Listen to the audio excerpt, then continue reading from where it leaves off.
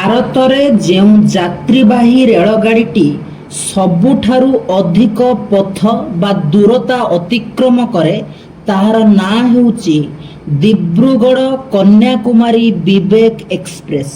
ଭାରତର ଉତ୍ତର ପୂର୍ବ ଅଞ୍ଚଳରେ ଅବସ୍ଥିତ ଆସାମର ଦିବ୍ରୁଗଡ଼ ଠାରୁ ବାହାରି ଏହି ରେଳଗାଡ଼ିଟି ଭାରତର ଦକ୍ଷିଣତମ ସ୍ଥାନ ତଥା ତାମିଲନାଡୁର କନ୍ୟାକୁମାରୀ ଠାରେ ପହଞ୍ଚିବା ପାଇଁ ପ୍ରାୟ 4189 କିଲୋମିଟର ପଥ ଅତିକ୍ରମ କରିଥାଏ, ଯାହା ପାଇଁ ଏହି ରେଳଗାଡ଼ିକୁ ପ୍ରାୟ 74 ଘଣ୍ଟାରୁ ଅଧିକ ସମୟ ଲାଗିଥାଏ।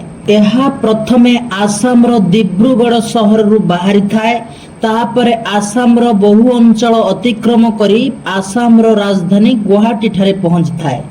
ପୁଣି ଆସାମର ଗୁଆହାଟୀ ଠାରୁ ଯାତ୍ରା ଆରମ୍ଭ କରି ଆସାମର ଆହୁରି ଅନେକ ଅଞ୍ଚଳ ଅତିକ୍ରମ କରି ଏହା ପଶ୍ଚିମବଙ୍ଗର ଉତ୍ତର ଭାଗକୁ ପ୍ରବେଶ କରେ ଏବଂ ପଶ୍ଚିମବଙ୍ଗର ଉତ୍ତର ଭାଗର କିଛି ଅଞ୍ଚଳକୁ ଅତିକ୍ରମ କରି ଏହା ବିହାର ଭିତରେ ପ୍ରବେଶ କରେ।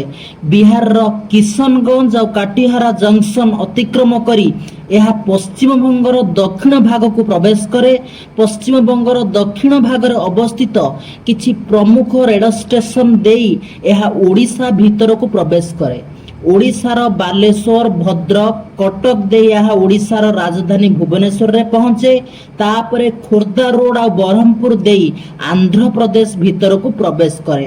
ଆନ୍ଧ୍ରପ୍ରଦେଶର ବିଶାଖାପାଟନମ, ବିଜୟୱାଡା ଭଳି ପ୍ରସିଦ୍ଧ ରେଳ ଷ୍ଟେସନ ଦେଇ ତାହା ତାମିଲନାଡୁର ଉତ୍ତର ଭାଗକୁ ପ୍ରବେଶ କରେ ଏବଂ ତାମିଲନାଡୁର ଉତ୍ତର ଭାଗରେ କିଛି ଅଞ୍ଚଳ ଅତିକ୍ରମ କଲା ପରେ ଏହା ସିଧାସଳଖ ଦକ୍ଷିଣ ଭାଗକୁ ନ ଯାଇ କେରଳ ଭିତରକୁ ପ୍ରବେଶ କରେ। କେରଳର ବହୁ ଅଞ୍ଚଳ ଅତିକ୍ରମ କରି ଥିରୁଅନନ୍ତପୁରମ୍, ଯାହା କେରଳର ରାଜଧାନୀ, ସେଠାରେ ପହଞ୍ଚେ। ତାହାପରେ ଥିରୁଅନନ୍ତପୁରମ୍ ଠାରୁ ଯାତ୍ରା ଆରମ୍ଭ କରି ଏହା ତାମିଲନାଡୁର ଦକ୍ଷିଣ ଭାଗକୁ ପ୍ରବେଶ କରେ।